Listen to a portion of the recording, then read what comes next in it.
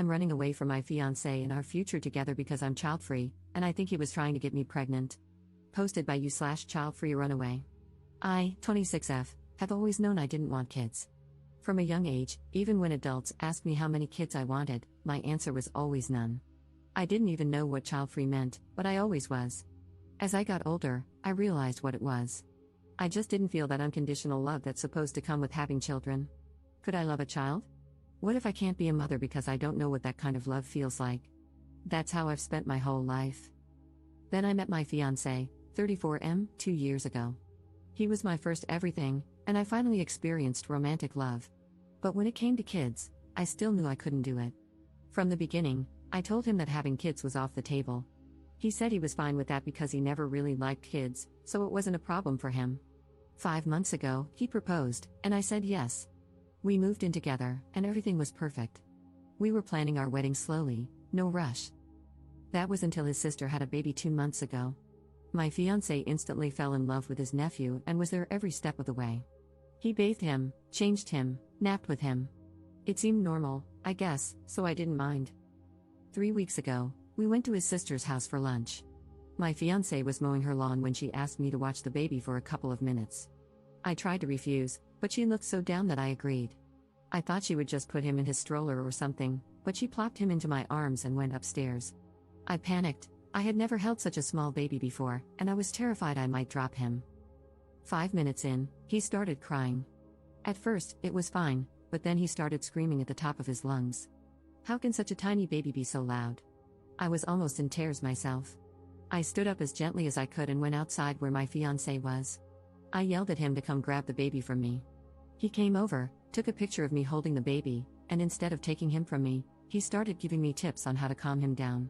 He pushed the baby closer to my chest and said, "He really suits you."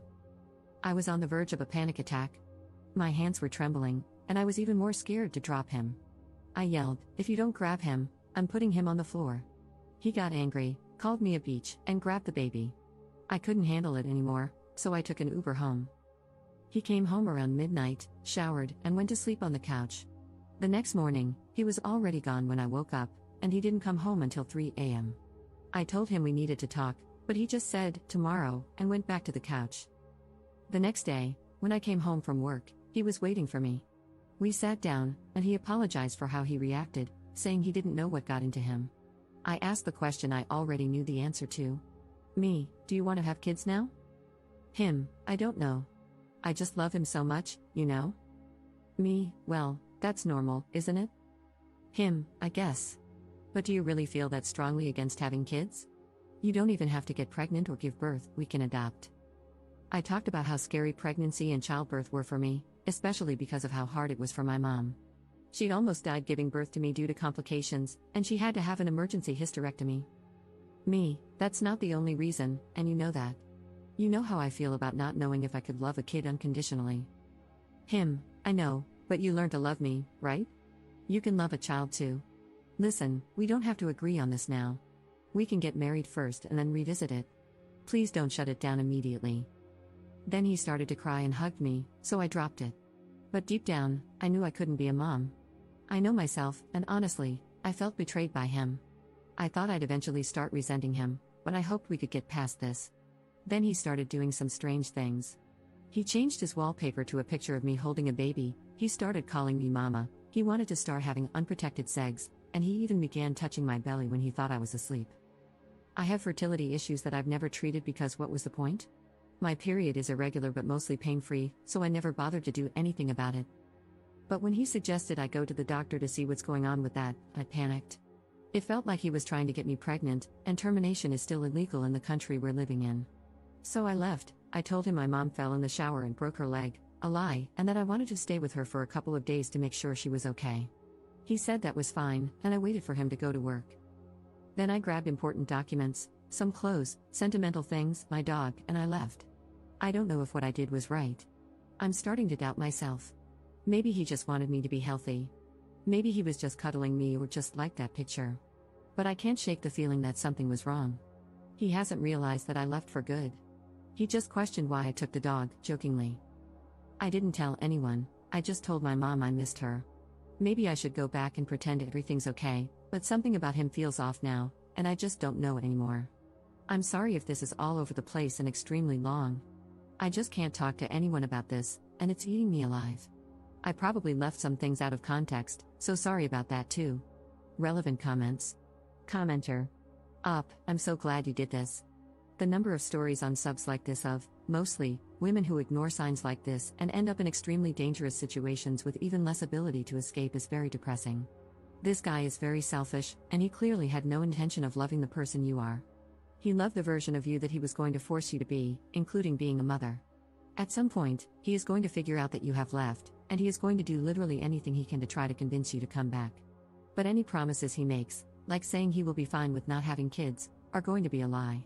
If you go back, he will either change his mind and try to wear you down until you agree to have kids, or he will hold it against you and use it to guilt trip you anytime there is a disagreement. The key here is to stick to something that he can't argue with. Don't talk about how he made you hold the baby or even the way he tried to gaslight you. If you have to talk to him, just say something like, "You clearly want kids, and I don't, and we should both find people who want the same kind of future." Your goal, if you are talking to him, should not be to get him to understand that he is wrong. He will never do that. He is a narcissistic person. People like him are genuinely not capable of accepting fault. Your goal is to get him to move on so he doesn't become a stalker or something. Ops response. Luckily, he has never been to my home country. He has a super demanding job, so he doesn't even take vacations, making it nearly impossible for him to find me. Even if he tries, I'm not even in the capital or near it. Update 10 days later. So, I'm going to try to make this as chronologically accurate and concise as possible. If something is unclear, I'll clarify in the comments. The first thing I did after my last post was get a blood pregnancy test. It was negative. That night, I also spoke to my mom. I wasn't comfortable sharing every single detail, so I left some things out, but she told me she supports me and that I can stay with her for as long as I need. I also talked to my sisters. They admitted they never liked the idea of me dating someone so much older, but they didn't want to push me because they know me. If they did, I'd probably get angry, distance myself, and become even more dependent on him. I apologized for overreacting to everything and assured them that they should never hesitate to tell me if something feels weird or wrong. I called my boss and gave him a more family-friendly version of the story. He was absolutely livid, not only with him but also with me for not telling him sooner. He's like my work dad and was the one who requested that I join him. He said he didn't bring me to a foreign country without intending to take care of me. He promised to pull some strings to get me a position at the office in my country since my former position was already filled. He also told me that if I wanted to get my things back, I could go back on a Saturday, and he would accompany me. After thinking about it, I decided to go back. It might seem silly, but I had spent a lot of money on K-pop photo cards, albums, and mangas, and I didn't want to start my collection from scratch.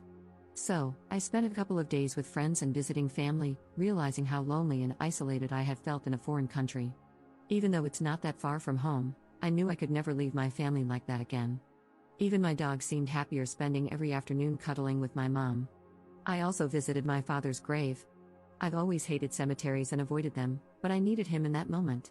I went alone, brought fresh flowers, cleaned a little, and just sat there talking to him. I told him none of this would have happened if he hadn't passed away. I cried, a lot, then laughed like a crazy person. I ended up staying for about 3 hours, but it felt so healing. I also went to my mom's gynecologist, and she said it was possible to get a tubal ligation, especially considering my health issues. She warned me it could take about 6 months, but I was okay with the wait, so we started the process. I felt so free after that appointment and just so much happier being home. I didn't even think about my ex until he messaged me asking about my mom. I told him she was doing better and that I'd be back on Saturday. I decided to talk to him face to face since I was already going back to collect my things. On Friday afternoon, my sister lent me her car and I drove back. It's almost a 12-hour drive, but with breaks, it took about 14 hours. I went straight to my boss's house, and when I arrived around 9 a.m., he asked me to have breakfast with him and his family. Afterward, he and his son came with me to my ex's house to help pack up my things. I even got some of my favorite plants. They made fun of my taste in music, and we finished in about an hour and a half. Afterward, I went to my ex's sister's house. I needed to know if the whole baby incident had been a setup. I knew she didn't work on Saturdays, so I went into her house. Luckily, she was home and invited me in. We sat in awkward silence for a moment until I asked her, "Did your brother ask you to make me hold the baby?" Her, "What, huh, no, why? What even happened that day?" When I went downstairs, you weren't there, and he said you got sick and had to leave. Me, what did he tell you exactly? Her, he said you had a panic attack because of fertility issues and that holding the baby was triggering. I told him that didn't sound like you, but he said, how are you supposed to know more about my fiancé than I do? Then he left. Me, what the actual hell? Her, yeah, he even said you wanted to babysit and go to the park as a couple with a baby, but I told him he was crazy if he thought I'd let him use my baby like that. He got mad at me and didn't speak to me for a couple of days. Then I laughed and explained what actually happened. She was furious, so mad she started crying. She apologized for leaving me with the baby, and I apologized for saying I was going to put the baby on the floor, and that I wasn't actually going to do that. She said she was genuinely considering going low contact with him because his behavior was creepy, and she feared he might do something to the baby. I decided to tell her I was leaving her brother, and she said she understood. We hugged, and she said she'd miss me. I went back to my boss's house to wait for my ex to get home. I told him to text me when he got off work. I was a nervous wreck. I almost threw up. My boss's wife made me tea and stayed by my side, rubbing my back. I honestly loved that woman, the whole family, really. My boss and his son came with me to his apartment. One thing about my boss, he's a softie, but he's huge. He's 195 centimeters and about 130 kilograms, and his son is basically a carbon copy of him, so I felt pretty safe. When my ex got home, he smiled at me but then saw my boss and his son. He asked me what was going on. Me, I'm breaking up with you. You're clearly going through a baby fever phase, and I don't want any part of that. Him, what do you mean, breaking up? We can't break up. We love each other. Me, no, you love the idea of me being pregnant with your child, and that's not going to happen. He tried to hug me, but my boss grabbed his shoulder and said, why don't you sit here with me? Him, I can't lose you, I love you. You're my soulmate. I can't live without you. If you leave me, I'll die. I would rather never have kids than lose you. I'll even get a vasectomy, but please stay. What will our families think? You can't just break off the engagement like this. Me, first of all, this isn't a telenovela, so calm down. Second, I never even told my family we were engaged, and I've already told them we broke up. Him, what about the dog? You can't just take her. Me, what dog? The dog I've had since I was 17? That's my dog, and she barely tolerates you. Trust me, she's much happier with my mom. He started sobbing and tried to speak, but I couldn't understand him. My boss's son couldn't have chosen a worse moment to laugh and ask, you really didn't tell your family? Me, I just never found the right moment, you know? My ex calmed down a little and said he'd never let me go. That he still loved me. I felt a little threatened when he said something like, I'll find you and make you fall in love with me again. I told him, good luck with that, but seriously, we're not in a telenovela. Enough with the drama. I gave him the ring back, and he threw it at me, though it didn't hit me. I said, I hope you find someone who wants kids, but I also hope you get psychological help, and we left. I spent the night at my boss's house, and the next morning, I went back home. I spent the rest of Sunday sleeping because I had a bit of a fever. I helped my mom with her business today, and my therapy session is on the 13th. Due to how things went in the office, I'll start again in March. They kind of fired me, then rehired me. Thank you so much for helping me see how crazy this whole situation was. I feel so happy and so light now. I forgot how much I love having my family around. I probably won't update again unless something crazy happens, but yeah, thank you, people, especially women, of Reddit. Relevant comments. Commenter. I'm curious, is there a legal way to keep an eye on him in his country? Also, is he active on social media and does he tend to share everything, like when he gets up, walks to work, and even picks his nose? His responses are making me a bit uneasy. It seems like he's genuinely clueless about the consequences of his actions and how they've affected you. Ops response. I don't think they can really just watch him without cause, but my boss's wife advised me to go to a police station before leaving the country again to let them know I was leaving willingly, just in case. And no, he doesn't post much on social media, just big events, birthdays, anniversaries, and that kind of stuff. Also, my mom already has security cameras, so I'm feeling confident. I don't think he's just going to drop everything to follow me without even knowing where I am.